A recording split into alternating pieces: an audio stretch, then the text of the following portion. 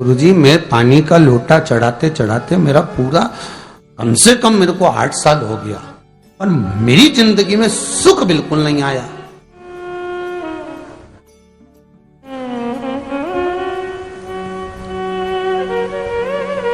हमने कहा तूने कैसे चढ़ाया, वो भी तो सुने। तो क्या कैसे, क्या स्नान करा और मंदिर जाके लोटा चढ़ाया पानी का।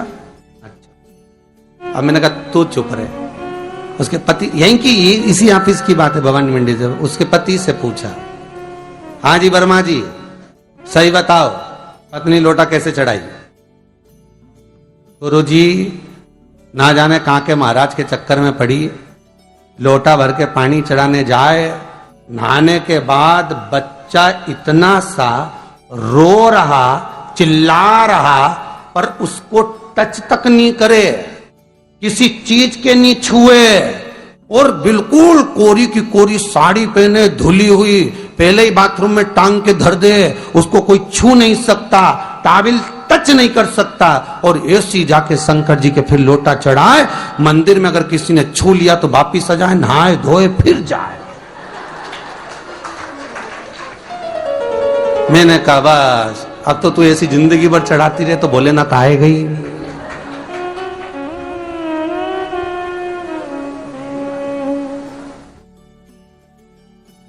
सत्य बोलो रे मिलेगा।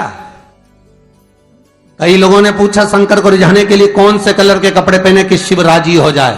शंकर को पाने के लिए कपड़ा बदलने की जरूरत नहीं होती, शंकर को पाने के लिए कलेजा बदलने की जरूरत होती है, शंकर मिल जाता है। कपड़े से शिव कभी नहीं मिला साहब। आप कौन से कलर के कपड़े पहन रहे हो, ये शिव प्राप्त नहीं करोगे हो। सफेद पहन लिए, लाल पहन लिए, केसर के पहन लिया, उससे शंकर नहीं मिल रहा हो। बहुत सारी रुद्राक्ष की माला धारण कर ली, हाथ में भी खूब सारा रुद्राक्ष पहन लिया, यहां पर भी पहन लिया, कान में भी रुद्राक्ष धारण कर लिया, जटा पे भी रुद्राक्ष लगा लिया, उससे शिव नहीं मिलने वाला हो।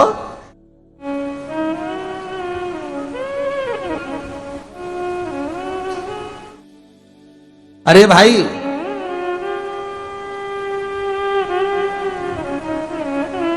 किसके पास में जा रहे हो आप जल चढ़ाने के लिए? जम के बोलिए जरा। शंकर जी के पास। शंकर जी कौन है? तुम्हारे कौन से मतलब नहीं है। भगवान को तो केवल इतना मतलब है कि आप मन कैसा लेकर आए हो। ये तन साफ करने से, स्नान करने से, खूब रगड़ रगड़ के नहाने से, लक्स पेयर से, खूब घिस घिस के नालों ने, क्रीम ने, पाउडर, डेंटिंग पेंटिंग करके फिर भगवान के पास जाओ और बढ़िया 2-4 घंटे तक फैशन करके भगवान को रिझाओ, भगवान रिझेगा? अरे गर्ग संहिता में लिखा है कि शंकर को एक बार प्रणाम करने का फल क्या है कि 10 अश्वमेध यज्ञ के स्नान का जो फल होता है वो मात्र शंकर को प्रणाम करने से मिल जाता है। कितना? 10 अश्वमेध यज्ञ के स्नान का जो फल है शंकर को मात्र प्रणाम करने से मिल जाता है। पर गर्ग संहिता कहती है कि 10 अश्वमेध यज्ञ के स्नान के बाद भी मनुष्य का जन्म वापिस मिल सकता है। मतलब वापिस तुम्हारा जन्म हो सकता है, किसी भी रूप में हो जन्म हो सकता है। पर शिव पुराण कहती है, गर्ग संहिता कहती है, स्कंद पुराण कहती है, नर्मदा पुराण कहती है कि महाराज इतना जरूर है कि शिव को प्रणाम करने का फल उतना है कि 10 अश्वमेध यज्ञ के स्नान का फल मिल जाता है। पर गर्ग संहिता कहती है कि शंकर के चरणों में अगर प्रणाम कर लिया तो ये पक्का है कि अश्वमेध यज्ञ का फल भले कट जाए पर शंकर के प्रणाम का फल नहीं कटता, उसका वापिस जन्म नहीं होता और वो शिव का हो जाता, वो शंकर का हो गया, फिर उसका जन्म नहीं है महाराज।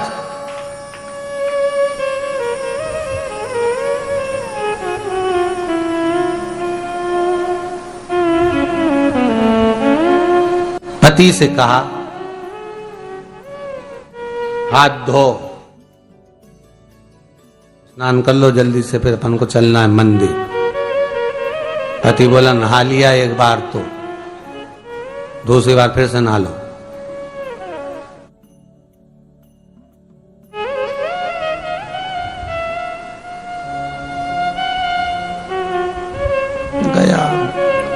नी के ना माने तो कई घर में चंद्र घंटा से माथा बिड़ा है।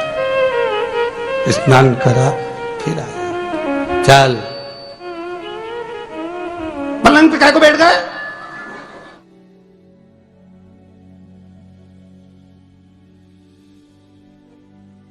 पलंगी तो है,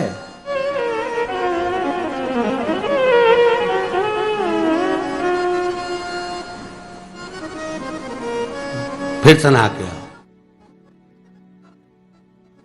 अब ये फिर नहाने भेज दिया। होता एक सास बेचारी मायके जाना था, मौसी की यहाँ शादी थी। अब उसने बहू से कहा बेटा मेरे को जाना है, अपने घर में छोटे से लड्डू गोपाल, उनकी सेवा है, तू एक काम कर कि तू सेवा कर लेगी क्या। हाँ मम्मी, उसमें क्या है, करना क्या है तुम बताओ। बस सुबह से 3 बार ताली बजाना, भगवान को उठाना, पात्र में रख के नहलाना, उनको पोंछना, कपड़े पहना देना, इत्र लगा देना, चंदन लगा देना, मुकुट लगा देना, सुंदर अलकावली सब पहनाने के बाद में भगवान को दर्पण दिखाना। जब भगवान को कांच दिखाए, दर्पण दिखाए, भगवान मुस्कुरा दे, तब भगवान को भोग लगा देना। हाँ मम्मी इतना तो मैं करूंगी, और बाद में भगवान को वापिस सुला देना। हाँ इतना सा कर लूंगी। सास बिचारी कह के चली गई। अब बहू सुबह से उठ के 3 बार ताली बजाई, भगवान को उठाया, बिठाया, नहवाया, तैयार कर दिया। तैयार करके जो दर्पण दिखाया तो भगवान तो मुस्कुराया ही नहीं।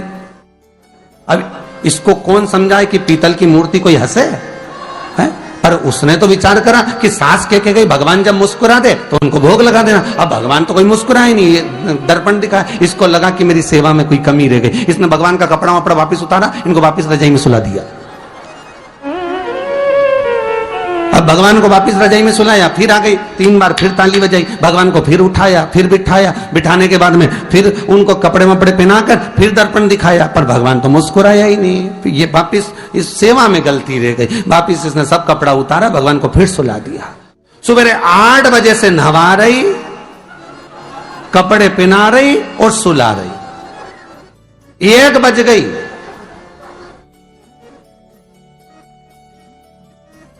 कुछ गलती रह गई होगी अपने सास के गई।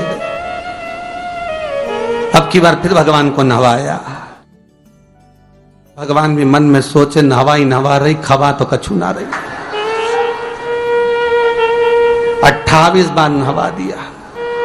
इसके बाप का क्या जाए, 29 बार भी नहवा देगी। सर्दी होगी तो हमको होगी, इसका क्या जाए।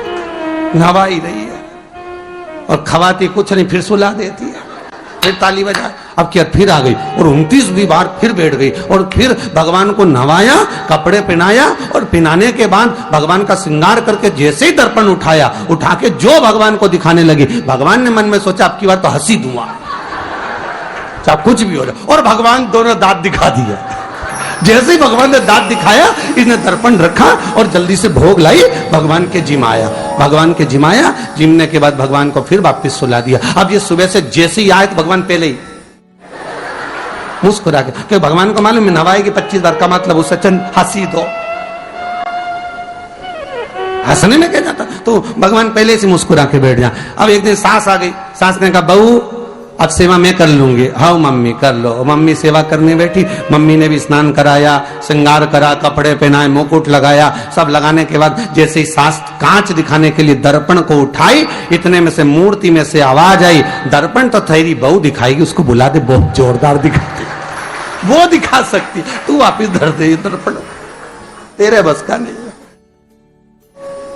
भगवान को भी लगा कि भैया सामने, अब इसमें कोई दिखावा था क्या, प्रेम वात्सल्य था। भगवान भक्ति के बल पर ही था। फिर बैठ गए पलंग पे, नाव वापिस, नाते नाते चले, मंदिर पहुंच गए और राम बेलपत्तर तो घर धरी आई। जैसे ही बोली बेलपत्तर घर धरी आई, पति इसको घूर के देखा, 2 बार नवाया है और बेलपत्तर रखी आई घर। ये पति से कहती कि तुम लेने जाओ, उससे पति पहले ही बोल दिया था कि मेरा तो आज घुटना बहुत दुख रहा, बहुत घुटना दुख रहा।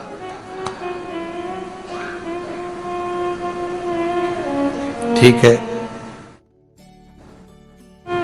तुम बैठो, मैं आई अभी घर से। अब घर जाते जाते मालूम पड़े फिर कहीं का कोई छुआ गया तो नहाने बैठ गई।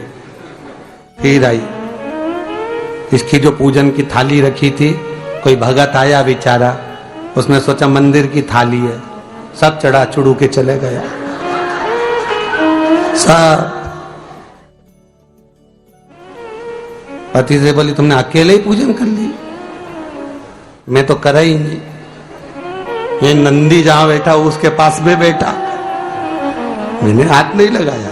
तो ये सामान कौन चढ़ाया? इनकी आई थी, सब चढ़ाया। तो कि शर्म नहीं आई? बेलपत्तर तो था ही नहीं। तो क्या सियोर वाला महाराज की कथा सुनी थी, शंकर जी पे से उठा लिया, धो के चढ़ा के वो गई, वो चली। शिव ये नहीं कह रहा कि तुम वस्तुएं बटोर कर लाओ। शंकर कहता तुम्हारे पास में मिल जाए तो समर्पित कर दो, नहीं मिले धोया, वापिस शिव को चढ़ा दिया, वापिस शंकर को समर्पित कर दिया। शिव स्वीकार करेंगे। 1 महीने तक भी एक बेलपत्र को धोकर शंकर को रोज चढ़ाते रहो तो भी शंकर स्वीकार करेंगे। उसमें भगवान ये नहीं सोचेंगे कि निर्माल्य है, स्वीकार करेंगे।